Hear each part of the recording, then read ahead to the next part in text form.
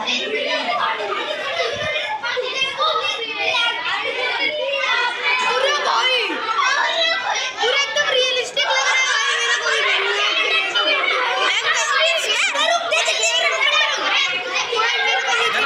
Hello friends, very good morning to all of you. आज मैं सुबह 5 बजे उठी हूँ और सुबह 5 बजे उठने के बाद मैंने अपने ज्योग्राफी की जो भी नोट्स बनाई थी उसका रिवीजन किया है। और रिवीजन करने दिनों से मेरा डेली का हो गया है। मैं बर्तन चला रही हूँ, कभी दूध चला रही हूँ, कभी कुछ चला रही हूँ। और आज मैंने बनाई थी नींबू की चाय और मैंने इसको जला दिया।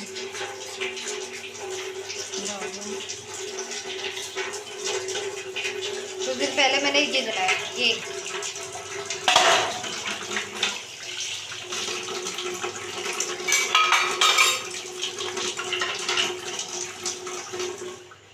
अब मुझे ये 2 चूल्हे में बर्तन को धुलना है, ये मेरा काम है। हेलो एवरीवन, अब मेरी क्लास का टाइम हो गया है और मैं जा रही हूँ क्लास में। आज के दिन की फिर से शुरुआत होगी। दौड़ना भागना, दौड़ना भागना। वैसे आज बच्चों का हाफ डे है और हमारा हाफ डे नहीं है, हम लोगों का हाफ डे नहीं होता है। तो मैं जा रही हूँ क्लास में, बाय बाय। चलिए अब बात करते हैं अपनी पढ़ाई के बारे में। नौकरी वोकरी तो हमारी चलती रहेगी। तो अब मैं क्या करती हूँ, मैंने ज्योग्राफी का नोट्स बनाना स्टार्ट कर दिया है। और मैं क्या करती हूँ, रात में नोट्स बनाती हूँ, दिन में नोट्स बनाती हूँ और उसका रिवीजन सुबह मॉर्निंग में करती हूँ। क्योंकि मॉर्निंग में मेरे पास ज़्यादा टाइम नहीं रहता, तो इसलिए मैं याद करने वाली चीज़ों को मॉर्निंग में याद कर रही हूँ। और कहा भी जाता है कि जो चीज़ हम सुबह में याद करते हैं वो हमें याद हो जाता है। तो अब आपके पास जैसा आपका जो रूटीन है उसके अकॉर्डिंग आप काम करिए। और जो भी चीज़ें आप पढ़िए उसको प्रॉपर नोट्स बनाते चलिए, क्योंकि लिखने से आपकी प्रैक्टिस रहेगी और चीज़ें जल्दी याद होती है। दोपहर में आने के बाद मैं फिर से नोट्स बनाती हूँ और पढ़ती रहती हूँ। और कुछ-कुछ चीज़ें मैं मोबाइल से देख कर के अपने यूट्यूब से, जो भी चीज़ें मुझे बुक से नहीं समझ में आती उसको मैं यूट्यूब से देख कर के उसके डाउट्स क्लियर कर लेती हूँ। और आपको मैं बता दूँ, यूट्यूब में आपको कुछ शॉर्ट नोट्स टाइप के भी मिल जाएँगे जो कि बहुत ही इम्पोर्टेंट होता है एग्ज़ाम के लिए।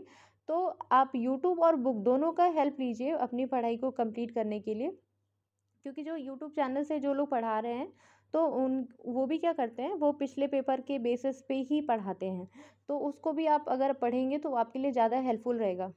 मैं उन स्टूडेंट्स के लिए अभी कुछ बोलना चाहूँगी जो कि जस्ट पढ़ाई शुरू किए हैं, जो पहली बार कॉम्पिटिशन में आए हैं और जिन्हें समझ में नहीं आता शुरुआत कहाँ से करें। तो देखिए, अगर आपको बुक पढ़ के समझ में नहीं आ रहा है ना, तो आप यूट्यूब के छोटे-छोटे वीडियोज़ देखिए पर्टिकुलर टॉपिक के। जो भी टॉपिक आपको पढ़ना है उसका एक वीडियो देखिए और वीडियो को ध्यान से देखिए, उसके बाद आप फिर बुक पढ़िए। तो आपको ना समझ में आएगा और इंटरेस्ट आपका धीरे-धीरे जगेगा। और अगर आपको एक बार इंटरेस्ट आ गया पढ़ने में ना, तो फिर आपको किसी मोटिवेशन की ज़रूरत नहीं होगी, आप अपने आप ही पढ़ाई करते रहेंगे।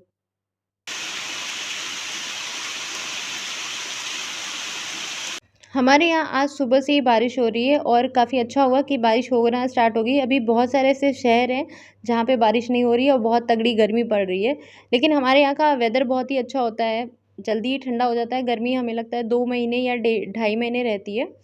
और स्पेशली बारिश उन बच्चों के लिए बहुत ही अच्छा हुआ जो कि ऐसे सिटीज़ में रह रहे हैं जहाँ पे गर्मी है और रेंट पे लेके कमरे लेके पढ़ाई करते हैं।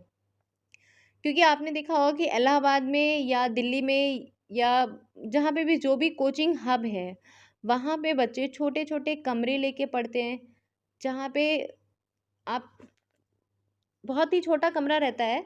और वो आप सोच सकते हैं कि किस तरीके से बच्चे उसमें पढ़ाई करते हैं, क्योंकि जब गर्मी का मौसम होता है तो छोटे-छोटे कमरे, छोटा-सा कूलर रखे रहते हैं, वो उसी में उनको बिजली का बिल देना होता है, तो कितना टफ़ होता है पढ़ना। हालाँकि गर्मी का मौसम धीरे-धीरे जा रहा है, हर जगह बारिश होना स्टार्ट हो गई है, तो ये बहुत ही राहत की बात होगी वो बच्चों के लिए जो कॉम्पिटिशन की तैयारी करते हैं। जो घर में रह के पढ़ रहे हैं, उनके लिए तो सही है, घर में सारी सुविधाएँ मिल जाती हैं। लेकिन जो बाहर रह के पढ़ रहे हैं, उनके लिए बहुत सही हो रहा है कि अब मौसम सही हो रहा है। और दिसंबर में पेपर होना है आपके आरओ, एआरओ का, तो प्रॉपर पढ़ाई में एकदम लग जाइए, क्योंकि अब धीरे-धीरे मंथ जो है वो कब बीत जाएगा वो पता भी नहीं चलेगा। जो कंपटीशन एग्ज़ाम होते हैं वो जनरली गर्मी के मौसम में होते हैं और उसके बाद अगस्त से स्टार्ट हो जाते हैं।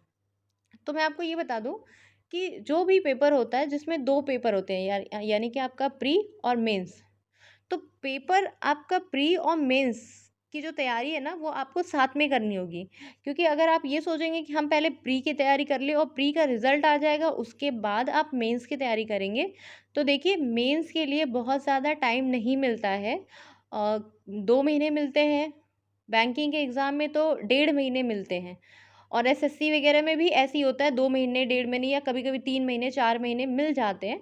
लेकिन फिर वो आपके लिए ना एक हेडेक जैसा हो जाता है। आप पहले से दोनों का सिलेबस देखिए कि प्री का सिलेबस क्या है, मेंस का सिलेबस क्या है।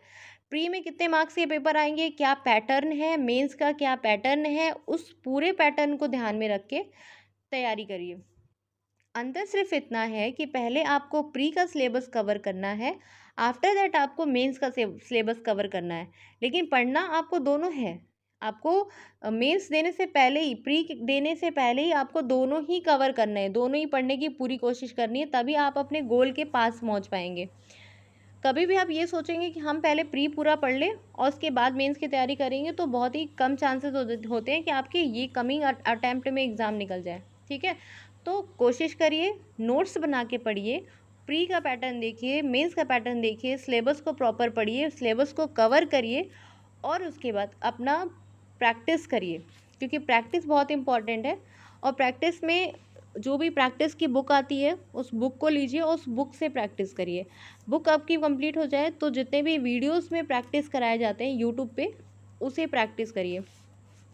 तो इस तरीके से डेली बेसिस पे अगर आप जो चैप्टर पढ़ते जा रहे हैं उसका प्रैक्टिस भी करते जा रहे हैं, तो इससे क्या हो रहा है, आपका रिवीजन ऑटोमेटिक उसी वक्त हो रहा है, तो ये आपके लिए काम की चीज़ हो जाएगी।